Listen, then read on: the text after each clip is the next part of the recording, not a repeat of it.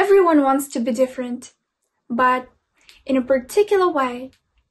Most of us wouldn't turn down the chance to shine with intelligence, beauty, talent, or sense of humor. But people can differ in other ways as well. I'm not an average person, but you wouldn't like to be like me. I'll bet you won't feel jealous if I tell you that what makes me different is a disability. I have had low vision since an early age, and it makes me stand out a little bit more than I would like to. And when you really stand out from the majority, and not in a desired, uncool way, you are at risk. 2 years ago, I studied in the first grade at Warsaw High School. I consciously made this decision because even though I have low vision, I never felt limited by that. I was just paving the way to my dream, and this is what it looked like. For a month, my mom or brother took me to school until I learned the way myself. I couldn't see what was written on the blackboard, so I would take a photo of it and read from my phone. I couldn't see the classroom numbers, so I would take a photo and enlarge it on my phone. I couldn't see the text on the board at the railway station, so I would take a photo of it. I managed to find a way to study with a low vision, and despite all of the difficulties, at the end of the first semester, I was among the top 10 students in my class. And then I left that school. That is, I was forced to leave. What made me make this decision? Other people. At those times, I was sincerely convinced that I was living in a tolerant world. I knew the definition of tolerance by heart. I constantly heard about the importance of tolerance at school, in the media, and at home. But 2 years ago, my views changed. Later, I came across these statistics, and maybe they will shock you. According to UNICEF, children with disabilities are one of the most excluded and marginalized groups and often face multiple challenges in realizing their human rights. There are 240 million children living with disabilities in the world. Half of them are out of school. What's more, the latest edition of the World Justice Project Rule of Law Index, the world's leading independent source of rule of law data, finds that 70% of countries have seen discrimination worsen between 2021 and 2022. So, from the very beginning of the school year, I noticed that the teachers treated me somehow differently. Later, things worsened, and in some classes, teachers openly humiliated me because of my low vision. The situation reached a climax when at the end of the first semester, my parents were invited to the meeting with the entire teaching staff to discuss my educational needs and comfort as a student with a disability. In fact, the purpose of that meeting was completely different.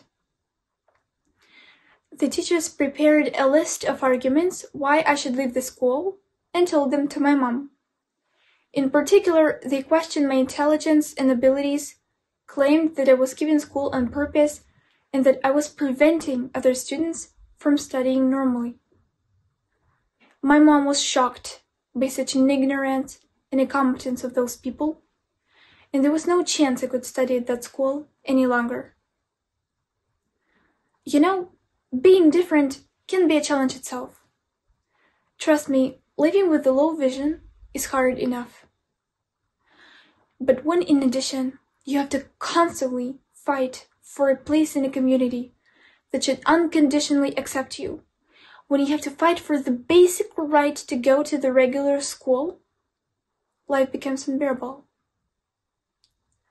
Discrimination ruins people's lives, and it ruined mine for 2 years. The problem is that today, people are so focused on productivity, efficiency, and results, and they can barely notice the world around them. We live by principle faster, higher, stronger. We're hostile towards everything that slows us down on the path to results. I think this is why people with disabilities are often perceived as a random nail that somehow ended up between the gears, and now, because of it, the whole mechanism can't work properly. And so, it must be placed in a box with other random parts. The school perceives a student with a disability as someone who might suddenly do poorly on exams, and then, it's scary to imagine, the school's rating may go down. A student with a low vision reads slower, writes slower, and is less able to navigate the city. That's why they should go to a special school where, first of all, they will be better. This is the wrong thinking model. Understand that people with disabilities are not just annoying accidental details that constantly want to interrupt you and to slow you down.